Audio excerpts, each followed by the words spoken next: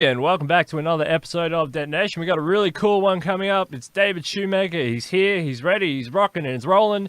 And we'll get all into that in 2 seconds. But I just have to make an announcement about the U.S. Transhumanist Party. The mega debate is about a week away. It's gonna be huge. I mean, you're coming on the show, right, David? I'll see you there, hopefully. But anyway, I don't know. I won't push you into that. But it's gonna be huge. We're gonna have lots of guests. We're gonna have Levin Jules. We're gonna have Peter Zing. We're gonna have hopefully a whole bunch of other people coming on to do that debate. So it's gonna be really, really fun. So next week, if you're in the USTP, get charged, get ready, get rock and roll, because that's gonna be good. If not, we'll have an update on when that is. But anyway, in the meantime, we have David Shumaker. How are you? I'm doing just fine, STEELE. Thanks so much for inviting me on the show. This is going to be a great experience. Yeah, absolutely. You've probably seen all your friends here already, and now you're here, and that means that's really cool. This is the $10 million interview. That's what I'm calling this one. Ooh, I like it. Yeah, no, it's really good to have you here, and I've been excited to have you on for a while now, and it's going to be really interesting to see your perception. What is your background, sir? Who, what, when, where, why, how? Yeah, exactly right. Well, I label myself a technologist, a futurist, an explorer, a transhumanist, and a cryonicist. Wow, that's a lot of stuff all in one area. That's a lot of stuff. But what it really what comes down to is somebody that's curious, always looking forward to the future. And I've done that all my working life and in other pastimes as well. I spent 25 years in technology in the U.S. Air Force. And when I got done with that, I became a systems engineer doing IT infrastructure. So I was very fortunate. The first company that hired me helped me through all the certification and education process for that. And of course, that was back in the day when this was really a pretty hot topic. And it was really great, really new, cutting edge, exciting. That looked forward to the future, that looked forward to exploring. I hadn't found transhumanists yet. But when I did find transhumanism, it kind of just all made sense. So I've been doing the system engineering and working in supporting technical roles in that area now for just coming on 20 years. Wow, that's really cool. Yeah, and transhumanism does make a lot of sense, actually. It's all about science and technology and progress and the ethical applications of technology. And it's interesting that someone like Ray Kurzweil, who was an inventor, jumped on board that sort of theme, because once you're open to the understanding, once you get into that frame of mind where things can come out of existence, it's like Steve Jobs says, put a dent in the universe, because you can see that the whole world is something to be played with. Once you get into that frame of mind, there's unlimited potential there on both the negative and the positive side. And transhumanism is trying to say, let's eliminate the negatives and let's push it towards positive outcomes. You're in the aircraft field. From the dodgy days of the Wright brothers, to now, aircraft has become one of the safest. The aviation industry is one of the safest industries. I mean, people don't fret much about getting on an aircraft even after tragic events like 9/11, because they're a blimp in the radar of what technology can do. You're sitting in a whole technological machine, from the software that help run it to the pilots that are trained to the actual machine itself, which has had only 100 years of evolution. Isn't that incredible? With the picture that you see behind me, by the way, that's a good example. That's a picture of a DC-3, and it sits over the top of my couch. And you might ask what DC-3 has to do with science, technology, and transhumanism. But a DC-3 was the aircraft that made commercial aviation possible. Up until that point, it was all experimentation. It was perhaps maybe for the rich, something along that line. When the DC-3 came along, it became affordable for more of the average people. And now everybody takes an airplane, as you say. And the safety record is wonderful on the air, on the ground. And it all started with that. And I fell in love with the DC-3 many years ago. And when I was in an art shop and saw that, that's just something that just had to hang in my place. Yeah, so right in line with what you're saying. Yeah, that's really cool. The DC-3, that's like what, like 1930s, 1940s, something? Exactly. And I don't know what the current stats are. I didn't think to look them up, but a few years ago I looked it up, and there were still quite a few in service after all these years. So it's had a very, very long life. And that also goes towards the kind of things that we're looking at as far as from science and engineering standpoint is concerned. Absolutely. You know, if you can make a machine, a DC-3, for example, or a car, or a motorcycle, or a piece of jewelry, last by swapping out its components, I mean, why can't you extend that idea to the human body? Why can't you swap out your old components or older components for new, reprinted components, beautifully young pre-printed components? The human body is sort of like an engineering marvel in a way. It's a much more complicated marvel than some machines. Not all machines, but some machines, definitely. I mean, the ISS would give the human body a run for its money in terms of its complexity. But absolutely. I mean, this is the notion. We're taking control of our own evolutionary stance, and if we don't take control of our own evolutionary stance, we'll lose control of our evolutionary capacity, because something else that's smarter than us that we created will just do it for us. Well, yeah, that's absolutely right. You mentioned Ray Kurzweil earlier, and another one of my heroes is Aubrey de Grey. And when you talk about the repair model, that's something that he speaks about quite often, and he uses the car as an example. You can have that 100-year-old collectible car, and it can be in perfect shape, as good or maybe even perhaps better than the day that it came off Henry Ford's assembly line. And it's not a matter of some magic or anything else. It's a matter of understanding how the mechanisms work and then applying the proper maintenance to keep them running. So you're exactly right. That's the perfect analogy for the body. But tying into Ray Kurzweil, I love his approach on the 3 bridges to extremely long life, immortality, if you will. And I fully subscribe to those. I didn't say how I came to transhumanism, but going on almost 4 years ago now, actually maybe more than 4 years ago, I ran into somebody who introduced me to something that hadn't happened yet called RadFest, and that would have been back in 2016. And the first RadFest had not happened yet. It happened later that year in August in San Diego. And Ray Kurzweil was one of the speakers there by way of a robot. He addressed the crowd in a very 21st century fashion. I'd done some reading prior to that, became really, really interested in the things that he had to say. And his slogan of live long enough to live forever plays, I think, right into the repair model. I'm on bridge 1.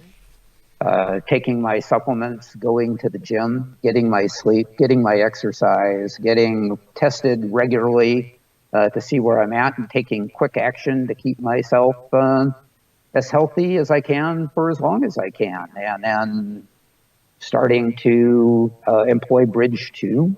Some technologies that I just heard of as rather fanciful a few years ago are starting to hit the mainstream now.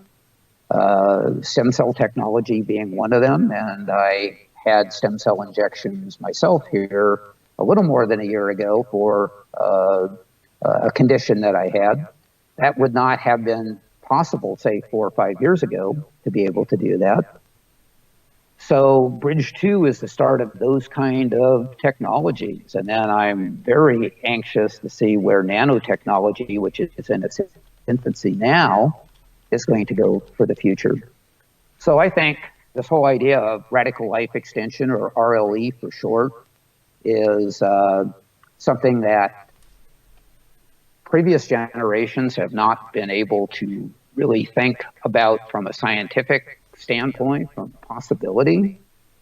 But when you read great authors like Kurzweil and you look at his track record for predictions, and then you look at the things that he's talking about now, and you see somebody like Aubrey de Grey that's worked in this area for years, and the projects that the SENS Foundation and so forth are promoting, it's just absolutely amazing. I am very, very happy to be talking to people about this. So because of that, I've been to all 3 RadFests that have occurred so far. I've been a volunteer at one of them. I have a sideline business that's, we actually were the Wi-Fi sponsor at RadFest last year. So we provided free Wi-Fi for people in the main assembly area and then over in the vendors area. And I got a little plug for my company, but it was a great honor to be able to do that. And I'm signed up to go there and to be there this year and to be fully engaged. RadFest has been very instrumental in my transition to humanism. It's where I first came in contact with people that had that view, and I became fascinated. Mm. Yeah, and it's frustrating from this angle, to hear this, because I'll have to invent my own RadFest to get RadFest to Australia, so I don't have to pay $1 million every time I want to go to the United States to go to RadFest. So if you're in the United States and you're hearing this, or if you're in the United States and you have access to People Unlimited and you live around the corner and you don't go, you're shooting yourself in the foot, because there's people all around the world who can't access it, or it would take a lot of money, time, and investment and planning to access these great, wonderful, organizations and speakers and things, and they're right around the corner from you, but I know that the RadFest is filling up. I know that People Unlimited, Jim Stroll. Have you had a chance to meet Jim Stroll yet? Oh, yes, I know Jim Stroll quite well. Good. And I spent time going to People Unlimited for a few years, and I see Jim Stroll at transhumanist events and so forth. I just saw him in Burbank at an event that was put on by the California Transhumanist Party. Great individual, and he has a passion for this that is just infectious. If you ever get a chance to listen to him, please do. Yeah, that's what I would say as well. I'd say he's one of the great, inspirational figures, and he's been through the drought and he's come out on the other side. He's been doing this sort of, work since the 1960s or 1970s, and he's pushed on through all of the hardships and all of and everything up until now, and he's just starting to see it flourish before his eyes, and I think that's really good. I mean, it's nice to see somebody that dedicated and that forward thinking get rewarded for a lifetime's of work. But utilize it if you're in the United States. Utilize it. Go to RadFest. Go to People Unlimited. Go to the Church of Perpetual Life. Go to these things. Join the USTP. Do all these things, and it'll only benefit you and your children and your country and whatever else you want to conceive. It's a benefit to you. It's a net benefit. You can't really lose. The only way you can lose is by not engaging, and then letting the bad people jump on board or hijack, and that's how you lose. You lose by disengagement. That's how you lose. Yeah, that's exactly right. And let me say one thing too, that there are quite a few international people that do come to RadFest. I enjoy meeting new people each and every year and finding out where they're from and discussing what their background is, and it's fascinating.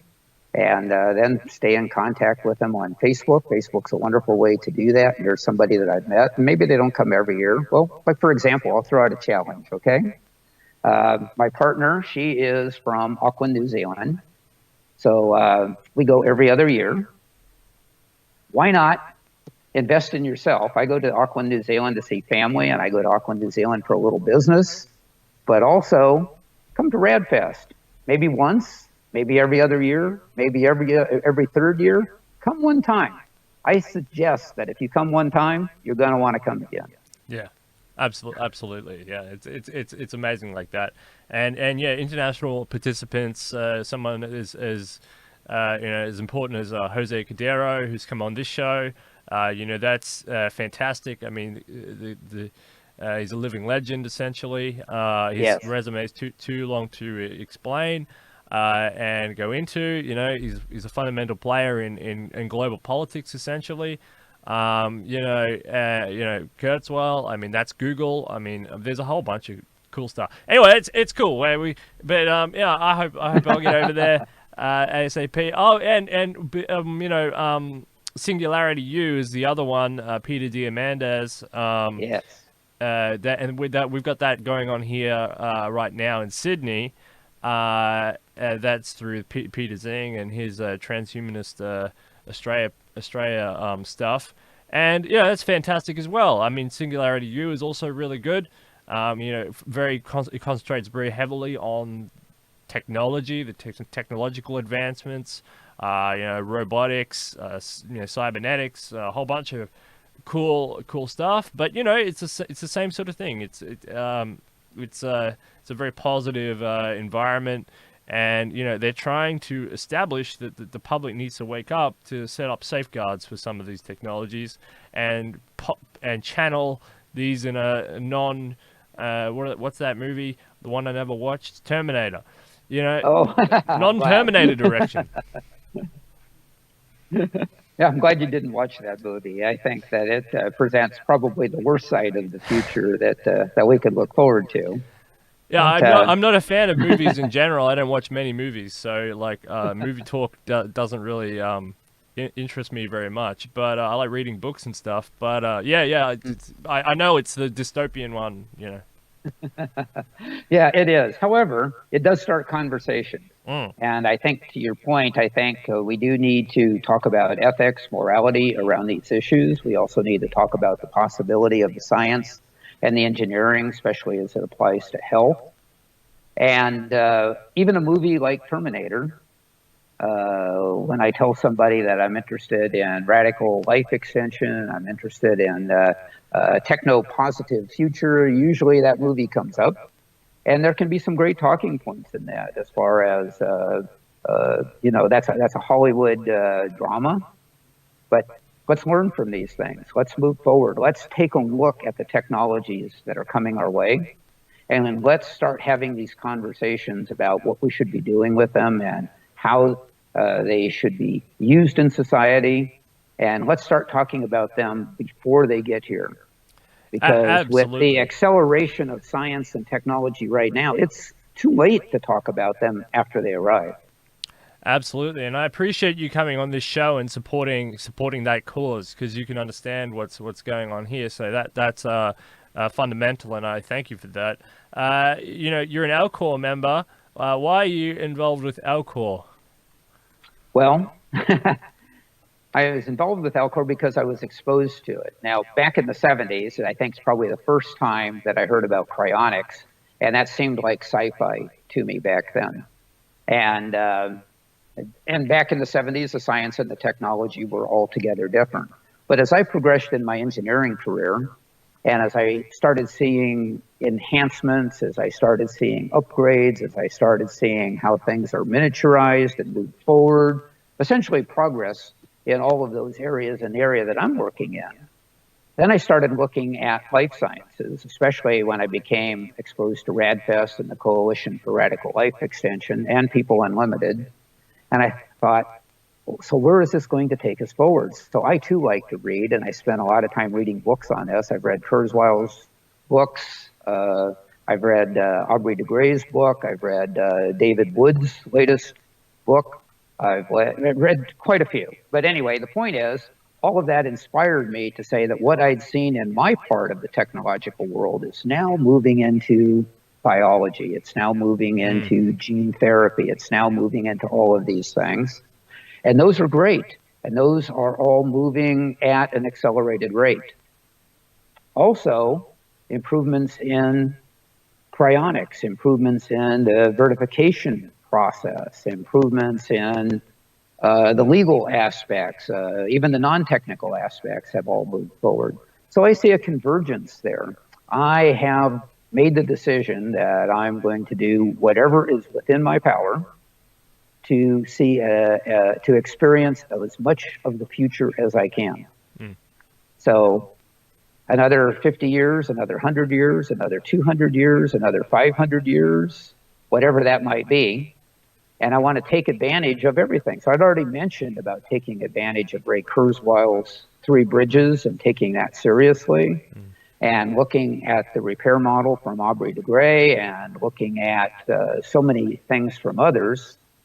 But also, I have to ask myself, I'm attempting to do something, live healthy and strong past 125, hopefully way past 125. And to do that, I must be honest and say, nobody's ever done that before. There are no documented cases to that being done. So if I'm going to go do something that's never been done before, I am going to approach this like an engineering project. I'm going to put all my money, my main money, into the project itself, and then I'm going to look at what can go wrong. And I'm going to put money into those things. And when you get down far enough on the list, cryonics is a good safety net. I remember as a kid going to the circus, and I loved the high wire acts at the circus. And one of the things that impressed me was seeing these people do these fantastic stunts high above the circus tent floor, and in most cases, no net. But they've done those practices over and over and over, and they had that down to where it was almost impossible for them to make a mistake. Sure, they could, and there was that tension, and that's what drove the drama of watching it. But you know, when they practiced, when they did that the first time, when they got a new trick and they wanted to do that the first time, I'm sure they had a safety net, and I have a safety net too. Yeah, no, totally agree. And the curve eventually goes vertical. So there's a big question mark is there as to it's almost a guarantee in a way. I mean, but it's about these ethical, it's about laws, it's about directional focus, it's about human tensions, it's about getting all this other stuff down and out, and it's getting the idea. This is why the USTP is so important, their platform, etc. Because if you're just running off this idea off the US Constitution or the main talking points, you want to be unfrozen, and they're talking about the economy. You know what I mean? Right. We've got to change the conversation. You've got to change Washington. You've got to change London. You've got to change Moscow. You've got to change the main debates. And the debates that we're having on this show, and the debates that are going on between people like Elon Musk and Jack Ma, or Bill Gates and some other one, we're all having the same conversation, and we're all saying that politicians need to start having the same conversation. The billionaires and debt nation people, we're all having the same conversation, but there's no, and if the people don't have the conversation and they don't demand that the conversation changes from politicians, the politicians aren't going to change the conversation. It's not going to happen. And then the worst fear of the elites hoarding technology and abuse and other bad things that could happen, that starts to become a reality, because there's no check on the politicians. There's no public pressure, etc. So what incentive is there to change anything? So the longer that we don't change the conversation, the more and more these politicians, these bureaucrats in Washington, will try and suppress the conversation and get away with it. The only reason they can't is because the people who are interested in this have a lot of power and money, and they can sort of force it a little bit by the definition of who they are. But that doesn't change the general narrative, and it has to be a bottom-up push, and that's going to be an incredibly hard uphill battle, I think, to get, because the politicians, they can just turn the screws on social, economic, political, and other things, and change the debate at a whim. And if people are worried about short-term issues, about putting food on the table, about some random war somewhere, some other things, if they're worried about these things, then that will be the talking point for the day. That will be the talking point for that year. It's now 2050, and they're still talking about that. You know, it's horrible, and it's been going on for, I don't know, as long as I've been alive. And for me as well. However, I do see hope. I am an optimist, by the way, and I think Me I too. have good reasons for that because I see many of the optimistic things that I started dreaming about the future at 10 years old and started making lists of things that I wanted to see and so forth. So here I am, a 10-year-old in elementary school, not exactly a position of power, but that's where I learned that by talking to people, engaging in conversations, you can make this all different. And I've seen other people engage in conversations. And what you're doing here on shows like Detonation are absolutely perfect because this is something that allows us to go out and talk about things that are not showing up on the 6 o'clock news. How do we get them on the 6 o'clock news? We do it by this. We do it by going to political events, non-political events, talking to people about these things that we think that are important, and gradually the conversation changes. I think a good example is on the Democratic Party ticket in this country, one of the candidates, Andrew Yang, which I'm sure many people know, he's the champion of the UBI. Yep. And he's talking about the UBI because of automation. And he's talking about automation based on driverless vehicles, especially truck drivers and that whole thing. And then we've had recent news here that UPS has been testing driverless vehicles. So it's not just something in the testing stages that aren't going to come to production. It's going to be something that's going to be a real value and it needs to be soon. But back to Andrew Yang, if other people hadn't been talking about UBI before this, I don't know we would be seeing that on the Democratic stage. So it's how we get things, I think, into the political spectrum.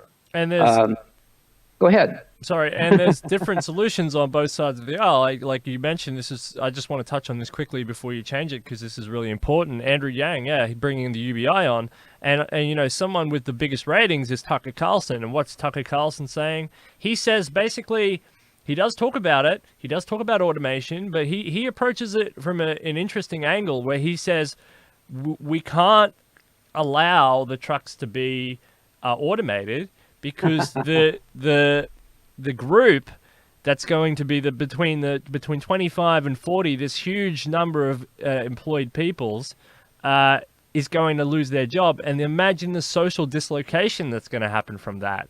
But Tucker Carlson, that's just the beginning. That's just the beginning, Tucker. It's not just, you can't just say, all right, we have to legislate that these people drive trucks and you can't automate it, because that's just the beginning. What are you going to do? Legislate? You're going to legislate like going back to the Stone Age to protect jobs so that, you know, these people don't end up in an uprising? I mean, because he doesn't want to talk about UBI, right? It's socialist, communist garbage, right? So, well, not really. Well, that's what he's saying, right? It's that's socialist, said, communist. I have a different opinion. You can't have a welfare system, so legislate that automation is thrown out, basically. Well, that's where the conversation needs to change, because I don't look at UBI as a welfare system at all. Welfare system is a needs-based system. UBI, that U stands for universal, of course, and that means everybody gets the UBI. And I know that's not something that some people fancy, because I think they are caught up in the welfare model. But the fact that it is universal means that it's universal for a purpose. He's calling it a freedom dividend, and that freedom dividend comes from living in and participating in this economy here in the United States and the things that we have done. That's not too dissimilar, as has been pointed out, I think, by Andrew Yang and others, as to what goes on in Alaska with their oil dividends and so forth that are up there. And that was signed into law, if I remember right, by a Republican governor. That doesn't sound like somebody that really wanted to sign a welfare bill. And it's not a welfare bill, and neither is UBI. It's a way of looking at the future differently, and the relationship between your value at work and your income. And those have been tied together out of necessity, and change is difficult, but change is coming. Yeah, absolutely. That's very well said. Change is difficult, but change is coming. You can't That's what Tucker Carlson needs to understand. He needs to understand that you can't just legislate into the ground to protect an ancient job now, trucking. Well, I mean, that's true, and we have plenty of examples from history. I mean, we could go back to my grandparents' generation, and they would tell me about having ice delivered to the ice box because they didn't have a refrigerator, and the ice box was the order of the day. So imagine if we wanted to protect those ice delivery and ice chiseling jobs and legislated out that refrigerators couldn't be sold, or because that would destroy an industry. I mean, that sounds ridiculous, and of course it is ridiculous. Why don't we go back to making horse and buggies, because cars were disruptive to that market? You know what I mean? I mean, if you were a good horse and buggy maker, your only target market nowadays is the Amish. I mean, you lost out, Henry Beachy, right? So yeah, so exactly. So you have to live with the change. You have to embrace the change, and you have to have conversations like we're having here at the USTP is having. The conversation has to change, because what all of these people don't understand is that this is only the beginning. It's not an end point. It's not an end. It's not an end. So it's really important, and that's really cool. And it's the beginning of new opportunities as well. That's something else. It's not just resisting the future because we want to preserve the past, but we would be ignoring the new opportunities that are coming along. So we could take a look at any previous technology, automobiles, for example. That one keeps coming up. And people can say, well, there are smog issues and traffic crowding issues. But look at the mobility issues. Look at all the other things that it opened up that just would not have been possible before. That's going to be true of these future technologies that are coming along, and we need to shepherd them into the right existence. Exactly. Or talking about your own sort of field, the aircraft, the aviation industry. I mean, the pilots are sort of becoming a thing of the past as well. That they're not signing up en masse because they're having issues with pay and overwork. Getting overworked, especially on these short run trips. Long haul pilots. That's where you want to be. You don't want to be in a short run pilot, but you want to be a long haul pilot, and it's hard to get a long haul pilot pass unless you've been doing it for a long time and you clocked up a lot of hours and a lot of experience and all that. And so, it's cheaper to just run a computer, and the computers have proven themselves. And so pilots, the allure of the sky, it used to be the thing. Everyone wanted to be a pilot in the 60s, but now, I don't know, it's not as attractive anymore. It's just a normal job that a computer could do just as easily, or a warfare pilot. I mean, you can only go up to so many Gs. Exactly. It's cheaper, more effective to run a drone, a manless drone, if they shoot it down. Like the Trump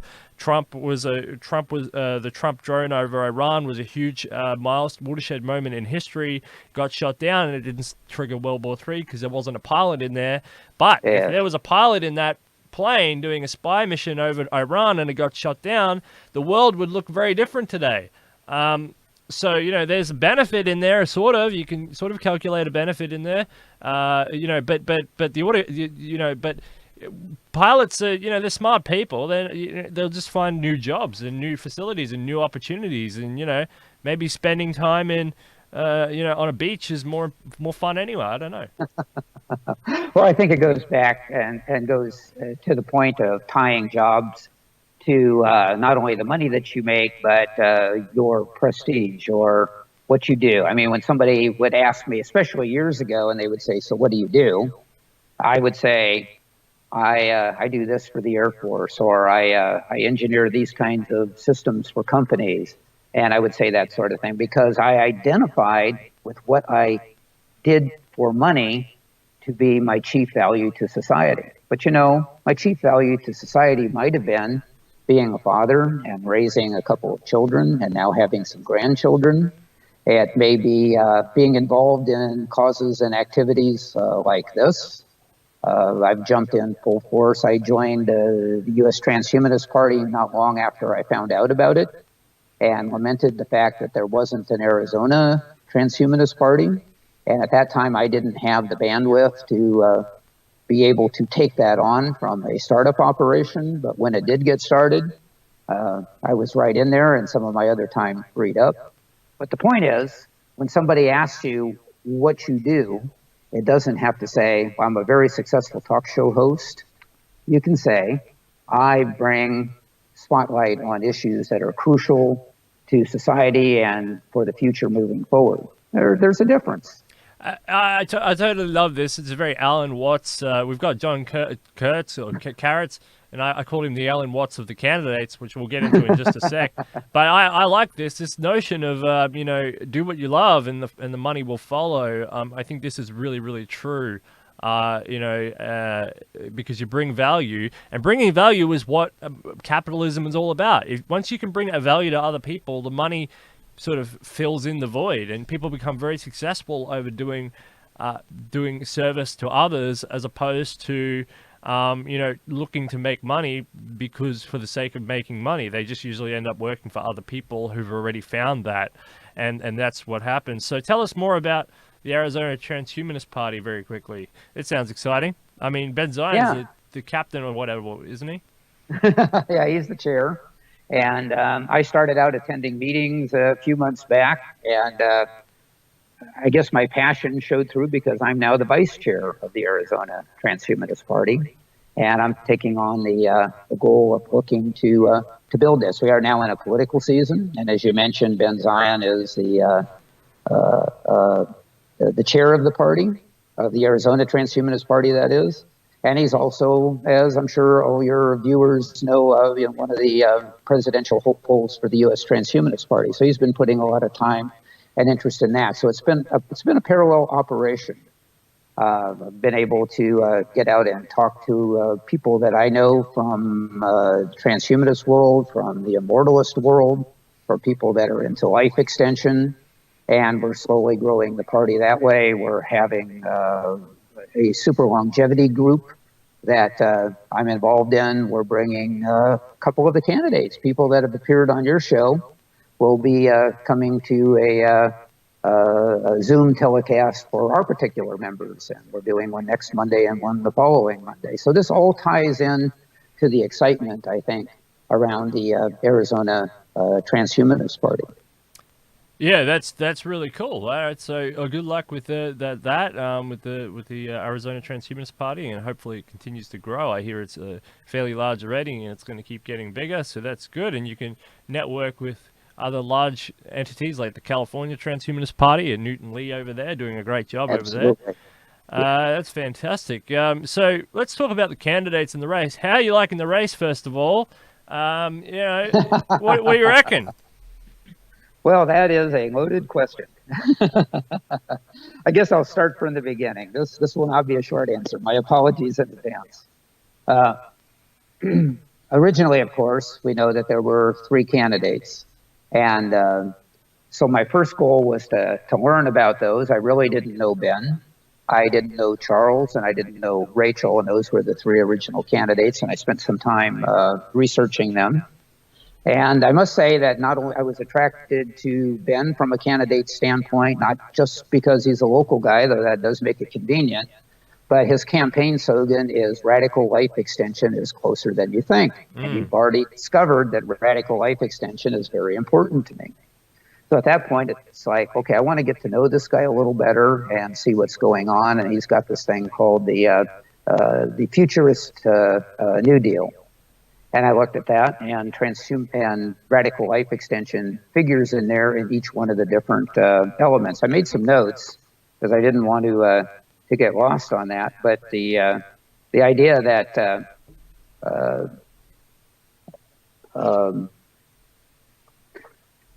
Wi-Fi for all, the democratizing of information and so forth.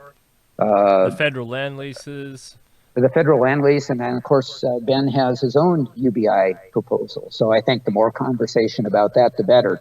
So I immediately thought, well, it's really good that this guy is local. Let me see what else is out there. And I came across Rachel Haywire and started looking at some of the things that she was doing from an artist standpoint, and I found that to be very intriguing. And I thought, well, this is a different way of approaching people. And Ben has been doing, many podcasts. putting videos out there, talking to people. He's been on your show, quite a number of times. He's really getting the word out as far as spreading transhumanism. I thought, well, maybe Rachel had, perhaps, a different way to do this from an artistic standpoint, and I like that idea.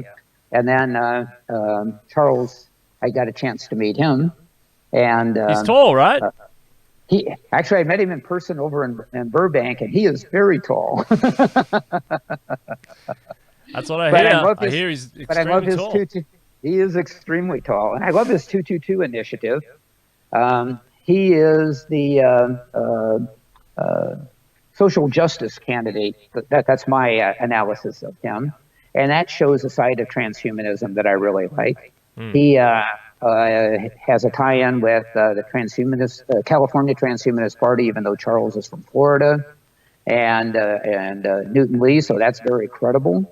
So I thought, well, gee, we've got three interesting candidates here. And then, probably not talking out of school, the race got a little rough and bumpy. And I'm continuing to try to make up my mind about these three candidates. And I won't go into all the details. That's probably been rehashed probably on your show here a number of times. And certainly you can read about it in other forums.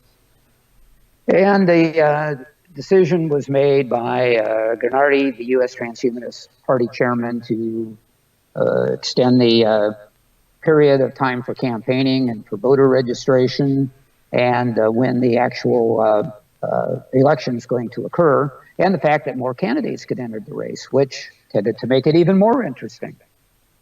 Because I think we're up to 9, if I have the count correctly, and been reading through some of those. Well, once again, no surprise.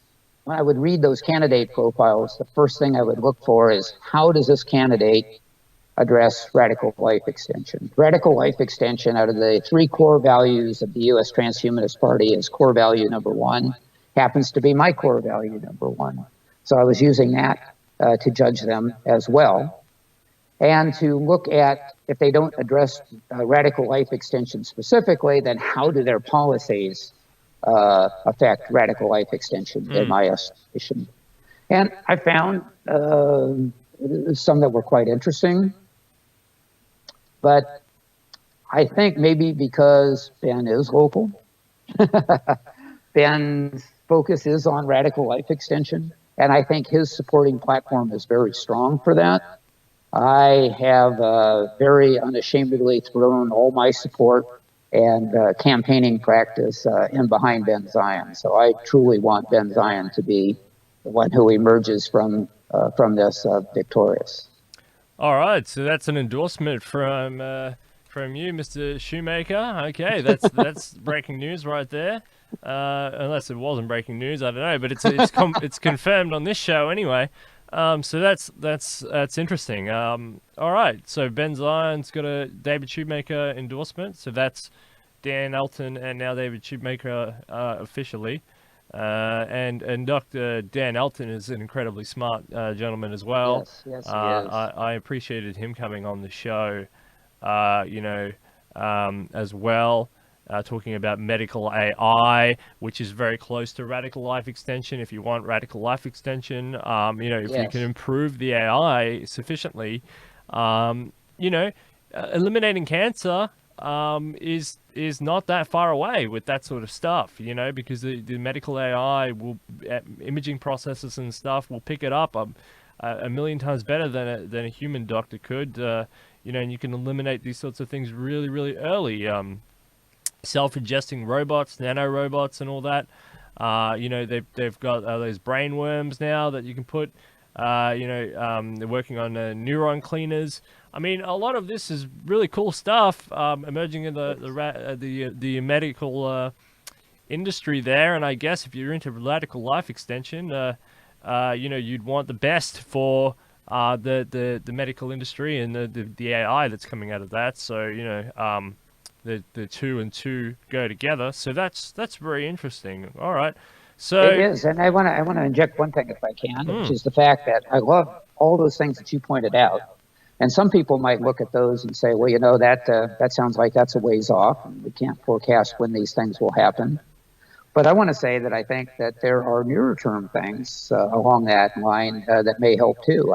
Things like improvements in virtual assistants. That's a technology that's really coming into its own now. Well, sure, it can make my appointments and maybe book some phone calls, but also maybe it can keep my supplement schedule up to date. Exactly. Maybe it can keep my blood testing up to date. That's technology that's real, that's tangible, that you're going to have in your hands, being able to do this right now, and if not right now, very soon. That's really, really important because, they talk about, the end of antibiotics and stuff like this.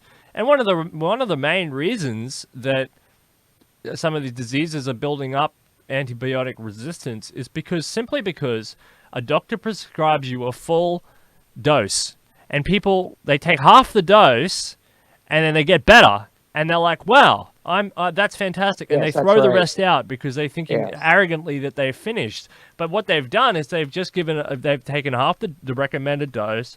Now they've given the antibiotic, they've killed enough to make themselves better, but the bacterial infection and that has built up a resistance, and next time it comes back stronger because they didn't actually kill it. Talking about assistant AI or whatever, it will be like, do not flush this down the toilet. Finish your damn dose of your antibiotics. You're hurting the world doing this, stuff like this. Get to bed on time. Keep your immune system built up. Not only take your supplements, but whatever eating regimen works well for you.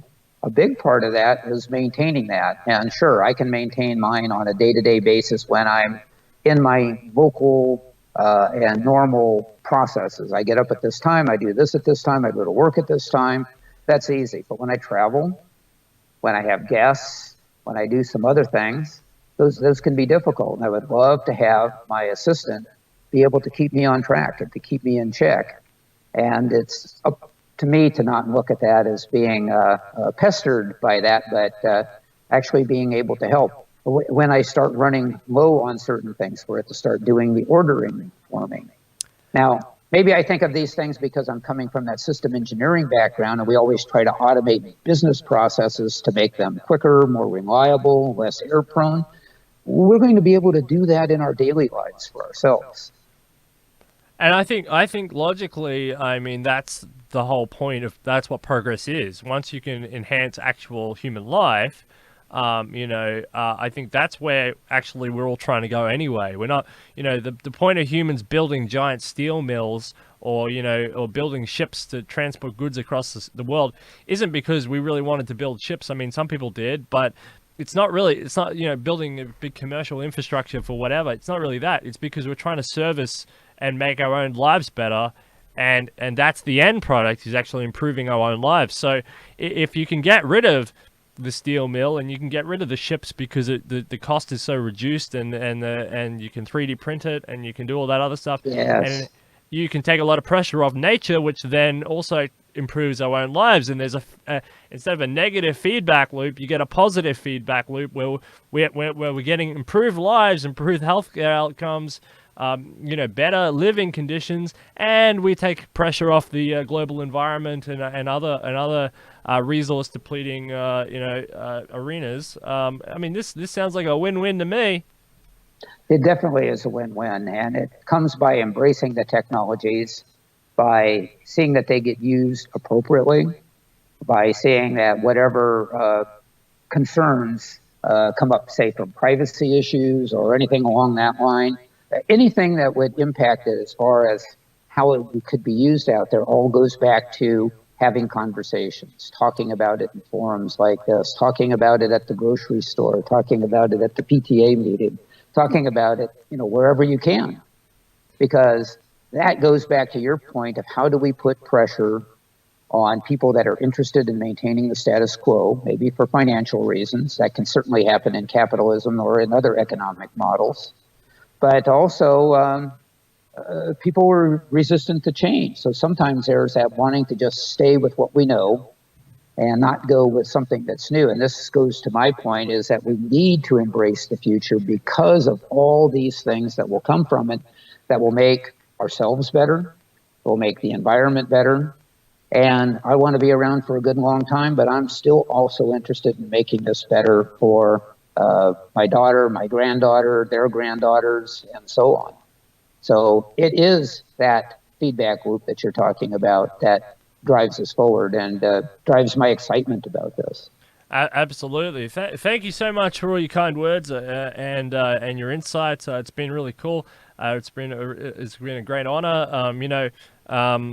I've been looking forward to having you on for a while now.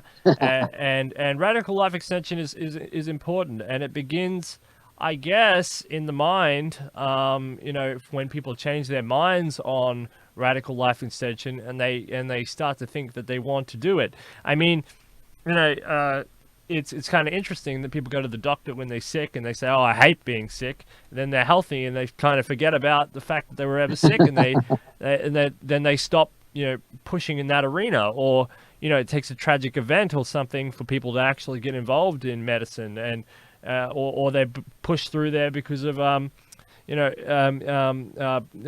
family. My dad was a doctor, therefore I must be a doctor or something. I mean, yes, really, it takes we're just talking about changing your mind and understanding that if you talk about it and do it and act on it, and if you're an investor, if you have, if you like mutual funds or something, picking the right set of mutuals. I mean, if you pick the right set of mutual funds, you can make a huge impact. There's a lot of, businesses out there that are screaming for capital, screaming for cash that could assist in these fields. And the American population between, I don't know, 55 and 70 is the most capital rich population on the planet. I mean, if you all shifted 5% of your portfolio, I mean, that would make a huge difference. For example, I mean, there's multiple ways to do this stuff, and it just takes a little bit of creative thinking, a little bit of ingenuity, a little bit of Charles Holsopple is saying, okay, let's do it through a non-for-profit organization. You can't just sit back and rely on politicians and billionaires to do it all for you, because they're running their own games. And a lot of people say, I don't trust the politicians anyway. So then why trust them? Why give over such important topics to them in this arena? You know what I mean? If you don't trust them, then why aren't you helping to change the conversation and move it towards a more positive outcome? I mean, it's amusing to me. Well, that's exactly right. And it does go back to the conversation. And it does mean staying engaged, and it does mean doing shows like this. It does mean collaborating. The Arizona Transhumanist Party is small by comparison to any of the other political parties that are here. So wherever we can make liaisons, wherever we can have an opportunity to speak and be heard, is something that we want to do. And I think we see this, across the board in the U.S. Transhumanist Party. After all, this whole presidential race in the U.S. Transhumanist Party is really all about making these things high profile. It's not realistically putting somebody in the Oval Office. It's a matter of being able to say, hey, I'm running for president. These are the things that I'm interested in. These are the things that the future is bringing towards us. And getting some airtime and getting people to look at that. We saw that quite a bit back in 2016. That was done masterfully, I think, with the coffin bus driving around the U.S. Absolutely. And we're going to do something like this again in 2020, not the coffin bus, obviously, but as far as getting the word out and using the technology, that's available. Well, I noticed that Ben Zion released some sort of 10-step plan, and in there he formulated some sort of idea about, having a committee to come up with a coffin bus type viral campaign, as part of a strategy. So, we'll see what the other candidates do on that, but that's some positive forward thinking, about the virality.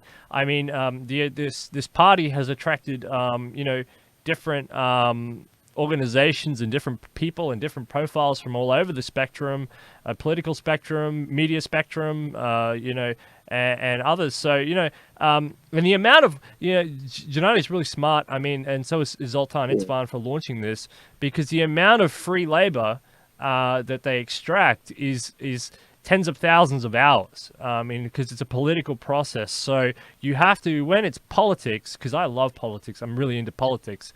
It's probably my favorite thing.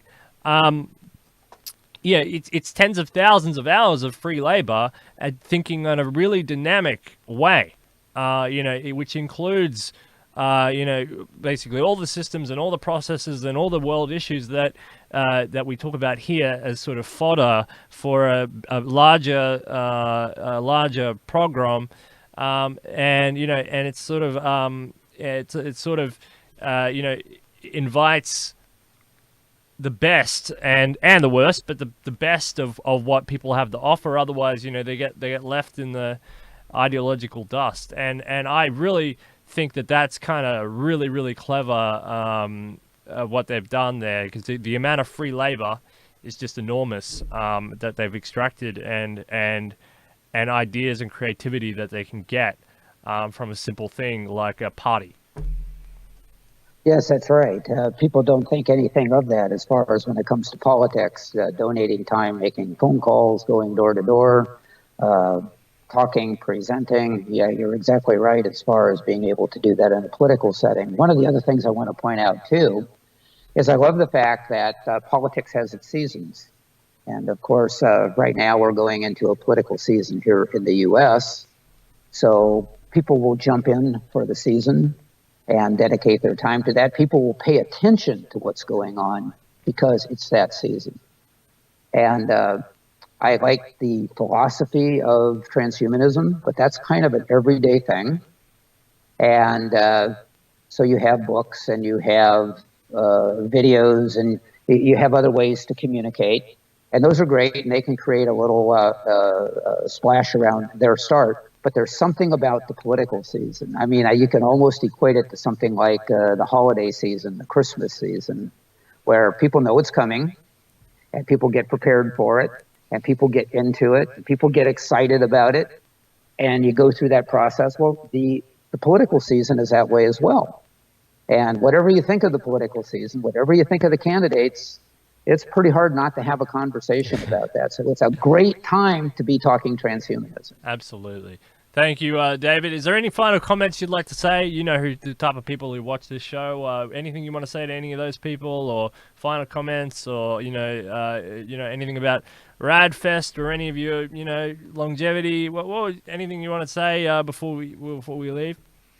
Well, I'm very thankful to be here on this stage where so many of my heroes have been. You mentioned Jose Cordero earlier, and Charlie Kim, another hero of mine, was here on your show.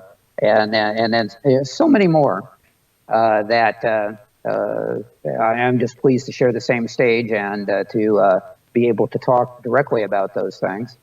Also, I want to say that I've been really pleased to watch the videos that Ben Zion has put out with many of these same people. Natasha Vita-Moore, for example, Joe Bardeen, who wrote a chapter in the Transhumanist Handbook. But as a matter of fact, he's doing this whole project where he's trying to spend some time with each one of the people that wrote in that book. And there's like 60-some chapters. So this is a great cross-section of the whole transhumanist movement. But being able to get out there and to have these videos and to be able to share and to share in the excitement and to start painting that possibility of what the future can be like. And it doesn't have to be like Terminator. No. As a matter of fact, it's in our power to make it what we want it to be. And I can see it becoming a very great future and a very long future for those who want that sort of thing. Absolutely. That's profound, and thank you so much. And I absolutely agree. Well, if I ever have one of those guys on again, I must get you on, and then we can all have a chat. So that would be fantastic. All right, David. I would love that.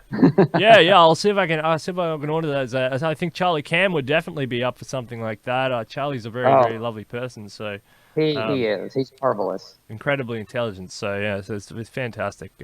All right, so thank you, David Shumaker. It's been an absolute honor to have you on. I hope we'll see you next week at the debate. Debate's going to be really good. I'll try and organize something there, but it's going to be really, really fantastic, and it's going to be huge. So I think it's next week. Anyway, as we said, I think it's next week, but we're going to wait for Chairman Gennady to sort that out. Absolutely. Thank you again. All right, that's it for Detonation. Thanks for everyone for watching Detonation. All more coming all your way all this week. Detonation.